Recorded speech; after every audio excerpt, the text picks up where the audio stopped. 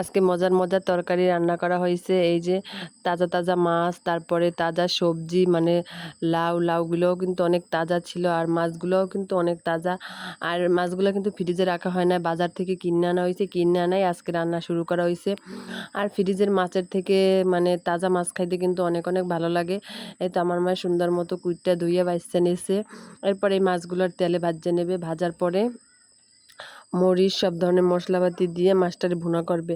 আর আমাগো ঘরে কিন্তু মাছ তরকারিতে দিলে বেশি একটা খায় না, মানে খাইলেও খুব কম। আর এরকম মরিচ দিয়ে ভুনা করলে কিন্তু খাইতে সবাই পছন্দ করে।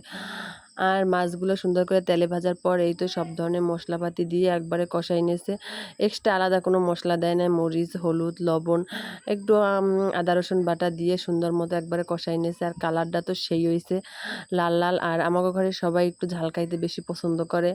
এরপরে হালকা একটু ঝোলের পানি দিয়ে এবার তেলে ভাজা মাছগুলো সুন্দর করে দিয়ে দেবে।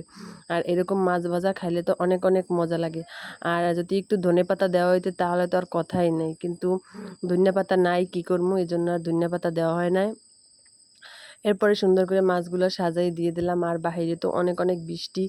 আর আমার মাই কিন্তু ঘরের ভিতরেই রান্না করতে আছে মাটির চুলায়, আমাকে ঘরেও মাটির চুলা আছে। আর মাটির চুলার রান্না কিন্তু অনেক অনেক ভালো হয়। এরপরে সুন্দর করে লাউ রান্না করবে ছোট চিংড়ি দিয়া। এই তো মশলাপাতি কষাইয়ে এবার লাউগুলো দিয়ে দেবে। আর লাউটা কিন্তু অনেক কচি ছিল, আর লাউটা খাইতেও কিন্তু অনেক অনেক মজা হয়েছে। এরপরে ঢাকনা দিয়ে এরপর একটু নাড়াচাড়া করে নিয়েছে। আর ছোট চিংড়ি দিয়ে কিন্তু লাউ তরকারি রান্না করলে অনেক ভালো হয়। এরপরে রান্নাবান্না প্রায় শেষ পর্যায়ে, তো একে একে রান্নাবান্না শেষ। একদিকে এক চুলায় ভাত, এক চুলায় তরকারি, এরকম করলে কিন্তু রান্না খুবই তাড়াতাড়ি হয়ে যায়। দেখেন মাছের কালারটা ওয়াও, অনেক সুন্দর হয়েছে। আজকের মতো এখানেই বিদায় নিলাম।